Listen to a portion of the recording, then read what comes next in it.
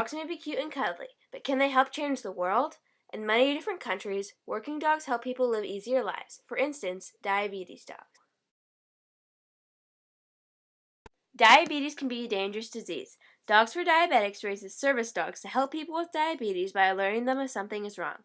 Because of a dog's remarkable sense of smell, they can tell just by sniffing if a person has a healthy amount of blood sugar. Some diabetic people rely on these dogs because they could die if their blood sugar gets too high or low. Other dogs that do physical kinds of work are wheelchair dogs and dog sled dogs. Wheelchair dogs help people by opening things such as doors and drawers.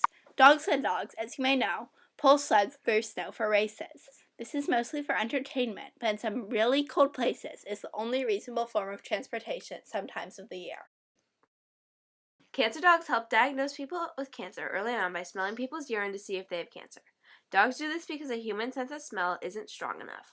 People have tried making a robotic nose as sensitive as a dog's, but they found it impossible so far. Dogs may help save many people's lives by discovering they have cancer before it's too late.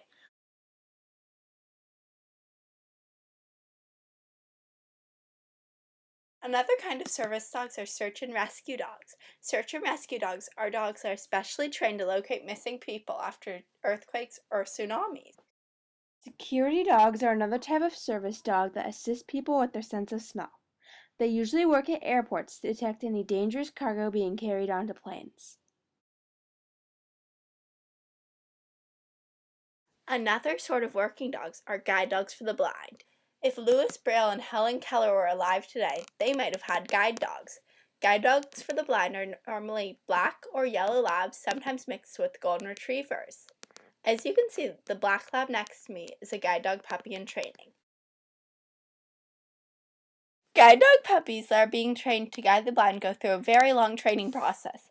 Their breeding system allows for them to pick for smart dogs that love to please and spend all their time around humans. At anywhere from 2 to 4 months, the guide dog puppies meet their volunteer puppy raisers, who teach them basic commands such as come, sit, down, and kennel. They also teach them manners like not to pull on their leashes, not to eat food off the ground, and not to bark at people and dogs. At about 1.5 years, these dogs go off to formal training and learn to lead blind people through traffic and help avoid obstacles. When these dogs graduate, they help their blind partners feel more confident getting around, navigating crowds, and finding what they need. Hearing dogs help people who are deaf through their everyday lives. To be trained as a hearing dog, the dog must respond to basic obedience commands from the trainer 90% of the time on the first test, in public and at home. When the dog hears a sound it is trained to respond to, it must alert its partner within 15 seconds. Later, the hearing dog's partner can customize their dog's alarm pattern.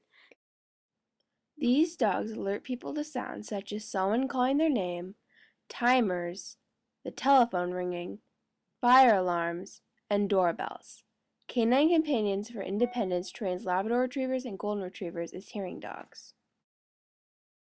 Volunteers who raise guide dogs for the blind also brush their teeth, clean their ears, brush their fur, and cut their nails. Because blind people need to touch rather than see their dog to know if anything is wrong, raisers handle the puppies daily, playing with their paws, ears, tail, and face. They teach these puppies to walk right next to the person's left leg and to come when they're called so they're touching a person's leg. Those who are not interested in raising a guide dog can still do their part to help guide dogs. You can help the raisers and the dogs in training by asking if you can pet a guide dog puppy before you touch it. Some puppies get overexcited when they meet a person or are too busy learning other skills, so the raiser may say no. Also, respect blind people with guide dogs by realizing they don't want everyone on the streets distracting their dogs by petting or talking to them. Finally, if you have a dog of your own and run into a guide dog or puppy in training while out, encourage your dog to just keep going.